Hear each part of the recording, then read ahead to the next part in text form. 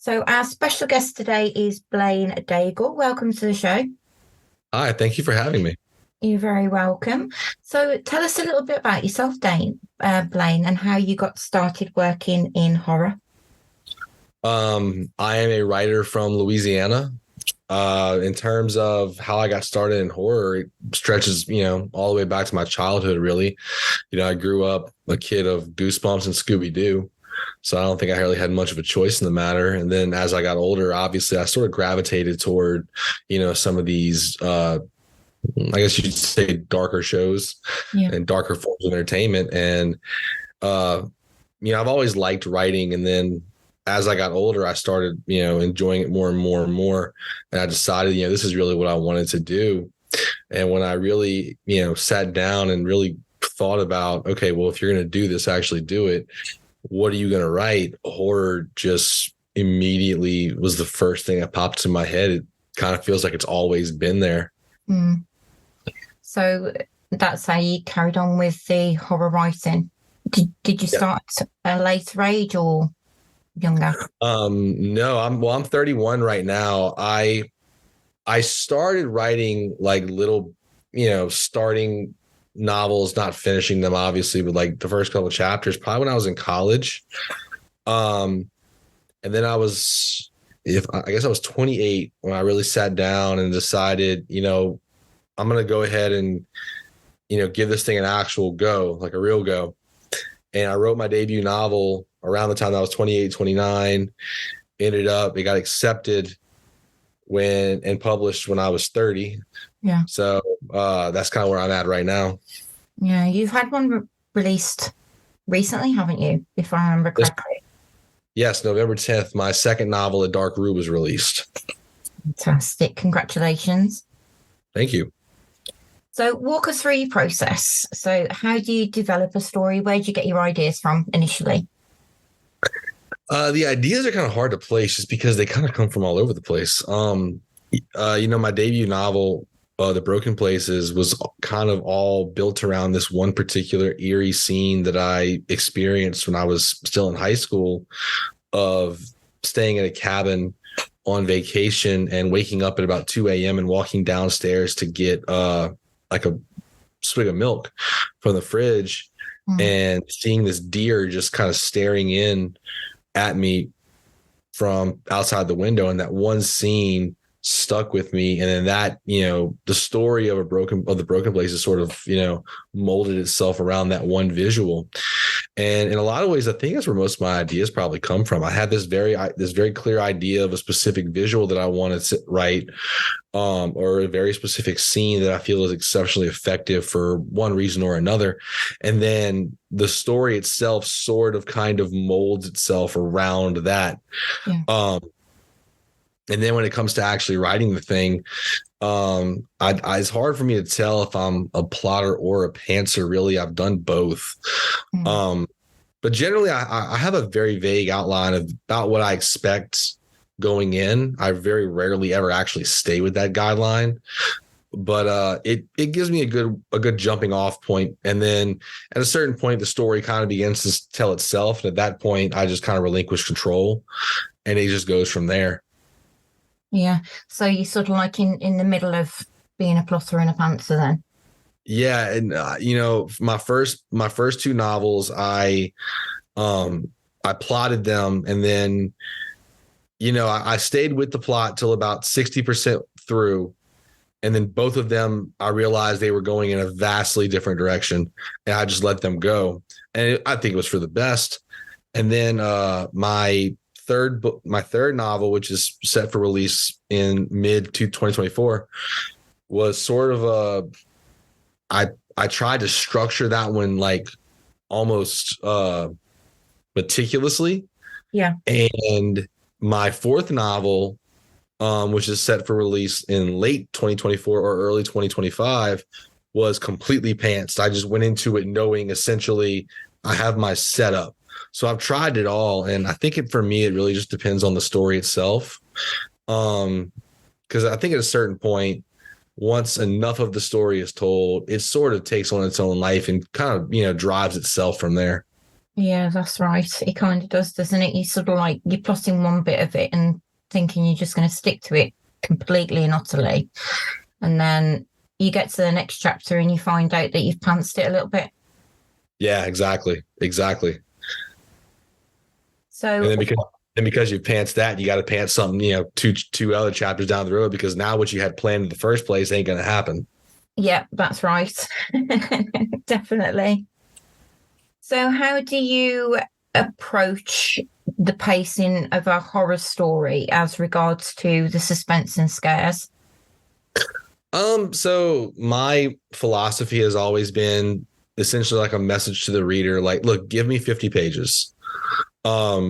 If you're checked out after 50 pages, then maybe the story might just be not moving quite fast enough. And that's fine. Everybody's got their own taste. Everybody's got their own preference in terms of pacing. I'm personally am a fan of a slow burn. I like books to take their time setting things up. So in my own writing, I typically do that as well. Generally, the pace increases throughout the book. So far, the reaction for both my books that have been released and the people who have read the third one has been the story starts off taking its time. It gradually picks up pace through the middle. And then at the end, it's just blowing through all the stop signs. And to me, that particular structure has always just kind of felt natural. It's kind of what I enjoy. Yeah. To me, it's almost like I'm accepting the slow pace at the beginning for the trade-off of the blistering pace at the end. And that's sort of how I choose to structure them. I don't know if I'm always going to do that. It's kind of hard to see down the line. I may have a book one day where I say, man, I really want this thing to be a page, like an absolute barn burner where I'm, hitting the ground running at 100 miles an hour, and just kind of see where it goes. But for right now, that's sort of how I like the pacing. I like it to take its time in the beginning. I like it to set up the atmosphere, set up all the characters, and really get to kind of know them with enough of a mystery that reminds the reader, hey, something is coming. And for me, usually that's a prologue. Generally, I like to write prologues that are, neck deep in the horror aspect of it. Yeah. And then it's almost like a promissory note to the reader. Like, look, if you'll just give me these 50 pages to set up what I need to set up, what you enjoyed there is going to come back. Brilliant. So what do you think is the most difficult thing about writing for horror? Learning your limits. For me personally, I know that obviously horror is a very, wide umbrella in terms of, what it can encompass. Anything from, your quiet gothic horror to splatterpunk and extreme. And I think what I've had to learn writing it is understanding that what scares one person is not going to scare somebody else. And you cannot expect what is effective in your mind and what you write to be effective to every single reader out there, particularly when you're working on kind of the extreme sides of things, because I know that my wheelhouse is really like folk gothic. Like that's kind of where I like to live. And for someone who, reads extreme horror or splatterpunk, the imagery that I'm going to come up with is probably nothing for them, because they have this way more intense taste. And that's okay. That's where taste comes into play. And it took me a while to really understand that, to really realize that, it's not going to be for everyone. You have to accept that. And then for me personally, learning the limits is, how far are you willing to go? Like I'm not really a splatterpunk fan. So, I don't like gratuitous. I don't want to say gratuitous, because I feel like a lot of splatterpunk may not, or extreme horror has a point. I don't like going overboard with violence, because I don't feel like that's the best method for me to tell my stories. Whereas it may be the best method for a extreme horror author or splatterpunk author to tell theirs. So learning my own limits and understanding that those limits are my own, and that readers, are going to have their own limits as well, was a big challenge early in the writing process. That now that I've kind of really come to grips with it, it's really made the writing aspect of it significantly easier. Yeah, I think that's a lot of the problem, isn't it, with some of the readers? They don't actually know their limits when they pick up a book. I think so, especially like, I mean, I know, like I said, I'm not a really a reader of extreme horror, but you know, I've seen the issues with like that book Playground by Aaron Beauregard got really big on TikTok, and people were just ripping it to shreds about, you know, how gruesome and violent it was. And my first thought was like, did you not look at the cover? Yeah. Did you not did you not like, what did you expect that you were getting yourself into? Like, I know for a fact that for me personally, you know, I have a 5-year-old and a 3-year-old, so violence against children is very hard for me to read. So I look at that book and I see this slide with a child at the top of it and these razor blades going down the slide, and I'm like, that's probably not for me. Yeah, definitely. It wouldn't be for me either, but I do want to read it. Yeah. So, do you base any of the characters, or I know you said you base one of the story off something that happened to you when you were younger, but do you base them off any of your actual fears? Absolutely. Almost all the fears that are present in my stories are stuff that I think about on a, you know, constant basis.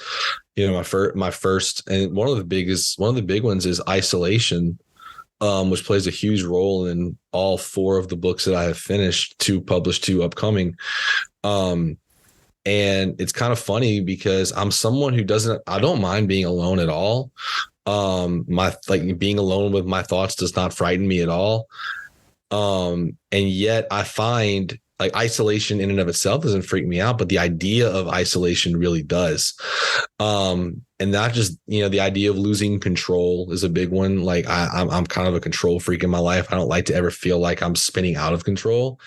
So in a lot of ways, when I write, I have noticed that I have a tendency to specifically aim to take control away from the characters whenever I want that heightened tension or I want that, you know, scare. For me personally, it's that lack of control, that lack of agency that really sells it. And that's a huge fear of mine. And then another big thing that, you know, constantly plays a role in my stories is the idea of change and irreparable change, you know, becoming something you always swore you would never become. And that is a huge fear of mine. You know, I hear all of these, you know, like I said, I'm a father and I watch very carefully how I talk to my children because I see all these horror stories and I read, and I'm a teacher as well. So I hear it about how certain, you know, fathers especially will talk to their kids, and I don't ever want to become that. And there's this deep seated fear whenever I get frustrated about something that, what if I did? What if I crossed over that line? Like, can you go back? So I think I think that ties back into loss of control as well. And I think, you know, like I said before, I write mainly in the folk horror, gothic kind of playground, if you will. And I think in a lot of ways, those 2 genres are perfectly melded with those fears of isolation and loss of control, which I think is why there's so much in my wheelhouse. What's been the most difficult scene that you've ever had to write? The most difficult scene I've ever had to write actually had nothing to do with the horror of the book, really. Well, there's 2. One was killing a character that I did not intentionally intend to kill, that I quite liked. But the main one was in The Broken Places. There is a scene where our character is basically in a hospital room after he and his wife have gone through a miscarriage. And that was written from my own personal experience. My wife and I, you know, we went through that. And I remember that feeling clear as day. And when I wrote that scene down, it was almost therapeutic, honestly, just to get all those that pent up anger out. But at the same time, that scene took me days to write. It was only about 2,000 words. And that scene took me days to write because it was opening a wound. Even though like the end result was that you open the wound to sew it back up and let it heal, it's still opening that wound. So that was very difficult. A lot of authors do say that writing can be sort of therapy. Mm-hmm. Absolutely. I would definitely say so in a lot of ways. Yeah, a lot of them have said that it's therapy and it's helped them get over trauma. Excuse me. Okay. Can you share any memorable pieces of feedback that you've received from readers? Yeah, actually right now I'm in the middle of quite a bit of it. Like I said, my second novel came out just about a month ago. And, like I said, I'm from Louisiana, born and raised, and my second novel is set in Louisiana. And a big part of why I did that was I wanted to give an accurate representation of the state. And I think a lot of times when people think of Louisiana, their immediate thoughts turn to like New Orleans and voodoo, which is understandable. But the image of those two things that has been shown to most people in the media is very inaccurate. And I wanted to create an accurate representation. And I've had quite a bit of feedback from readers in Louisiana that have actually thanked me for doing that and getting it right. Because that was a whole huge reason why I wrote the book in the first place. So just being able to have those people thank me for authenticity has been incredible. I had one reader on my first novel that specifically messaged me about a lot of the emotional aspects of it. And, when a reader gets your story, like truly gets it, like you're reading the review and you see everything that they're saying is 100% accurate to what your intention was in the first place.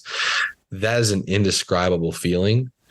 So hearing that feedback from readers when they are talking about what they got from it, and what they got from it is exactly what you hoped that they would get from it, is just an incredible feeling.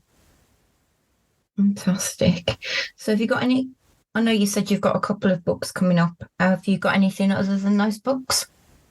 So actually I just signed my first multi-book deal. So like I said, my first two books have released. I have my third book scheduled for release late summer of this year. And then earlier this week, I signed my fourth novel for a release later this year into early next year. And along with that, I also signed my fifth currently unwritten novel for a later release. So that was extremely exciting to actually, just to get a contract offer for a book you haven't even written yet. Almost that weird kind of feeling like you made it. So, but yeah, that's what I've got coming out. I have my book coming out later this year is titled A Dark and Endless Sea. And it's a bit of a, departure from my folk gothic wheelhouse. It's more of a Lovecraftian kind of story set in the Bering Sea. So it's a little bit different. It was in a little bit of a risk in a lot of ways, but it's a story that I really wanted to tell. Well, congratulations on the contracts. Are you allowed to give us a tidbit on what's coming sort of like after the next one? So after next month, after next month or the next one? The next one. The next one. So the fourth book is titled Ashes of August Manor, and it is a return to not just folk horror gothic, but just, gothic goodness, right back to the wheelhouse. And it's done. It's with readers right now who are looking over my early readers right now who are looking over it, so I can start making some changes once they get back to me. And then that fifth book is right now tentatively titled Porcelain Lullaby. And it's one that I've wanted to write for so long. I just had to get the story down, and I feel like I finally do. And it's two of my favorite tropes in horror, which is abandoned orphanages and dolls. And I'm super excited to dive into that. I can't wait. And that's just, what's coming up in the foreseeable future. I actually have 10 books in my head, like planned out. I've been kind of hoarding stories for a long time. But those are kind of, off in the distance. I haven't really decided where I'm going after these, but I'm extremely excited for these upcoming ones, to be able to write the fifth one and enjoy that process, but also just to edit the third and fourth. I'm actually a big fan of editing. I know a lot of authors don't particularly like it because they feel like they're killing their baby. But to me, the editing process when you really get to like look at that chunk of ice and actually see the figure underneath it. And it's quite satisfying for me to watch the story, get chipped away and molded into what it eventually is going to become. Yeah, you're right. Not many authors would agree with that one. Okay. So what advice would you give to aspiring writers who want to break into the horror genre? Read. And my real advice to them specifically would be read indie horror. I'm of the personal opinion that a lot of the big five publishing kind of horror voices, no disrespect, but it just seems like a lot of the same stuff is getting put out by a lot of these big publishers. There's not a whole lot of variety that I've noticed, but what I have noticed on the indie scene is just this vast variety of stories of all these different flavors that are just it's so deep and so wide. So my advice to these younger horror writers is to immerse yourself in that, find, kind of pick your wheelhouse about where you think your writing is and find some writers that specialize in that. Like I'm a big folk horror fan. I read Adam Neville like it's going out of business. Like he's going to stop writing any day of the week. So find your thing, find your kind of your niche and read it, consume it, and then analyze it, figure out why you like it. Don't just say, oh, I like this, I'm going to write this story. Like, well, then you're only halfway there. Analyze it. If you love gothic horror, break down to yourself why you love it. What specifically about it, gives you that awesome feeling? What specifically about it really makes you excited to pick up that, creaking old Victorian house book? And then I would also just personally advise any young writer that wants to write horror to pick up Tim Wagner's book, Writing in the Dark. It's a phenomenal piece where it kind of details a lot of what writing horror entails and different ways and different ideas that you can try out in which to make your writing feel fresh. Because really and truly, I think it's true what they say. There's not many new ideas under the sun. And really and truly what we're all doing is we're all taking these little tropes that we all love and we're trying to put our own little spin on it. So the more viewpoints you can get on how to spin these tropes into something uniquely you, I think the better off you are. Do you think it's mainly because a lot of people are now self-publishing and with, like, as you say, with splatterpunk and with extreme horror, there doesn't seem to be a limit of what you can and cannot write? Yeah, possibly so. Because I mean, I've read so many books, and even not even going into the extreme horror, I recently read Andrew Van Wey's Head Like a Hole, and I adored it. And it's so weird. It's so out there. And the whole time I was reading it, I was thinking to myself, I don't think one of these bigger publishers would touch this. And this is something, he put out. And I think people like that. And then when you're going to like the extreme and splatterpunk area, like people are pushing limits that publishers before haven't been comfortable with. And because of that, now readers have just this incredible array to choose from, and they can really pick. Like, I feel like horror is one of those genres where you really can find your sweet spot. And when you find your sweet spot, you're not just stuck reading one or two books, you're getting quite a bit. Mm-hmm. So I think I think self-publishing has played a big role in that. And I think it's been for the better. Yeah, definitely has. So do you feel sorry for what you put your readers through? No, I do not. They bought the book. They knew what they were getting into. Definitely. Well, it's been lovely speaking to you, Blaine. So thank you very much for accepting my invitation. Thank you for having me on. I'm sorry, what was that? Is there anything you'd like to add? Let's see. If you want to follow me on social media, I'm on Facebook, Twitter, and Instagram under Blaine Daigle Author. I try to post fairly regularly to give people heads ups for, just events that I'm going to be a part of. This upcoming year is going to be pretty hectic. I'm going to quite a few conventions. So that's probably the best place to find out whether or not I'm going to be anywhere near. If you're into signed books, please hit me up in a Facebook message. I'll be happy to talk to you. Fantastic. Well, it was lovely having you on the show. So thank you again for coming on. Thank you so much for having me. You're welcome.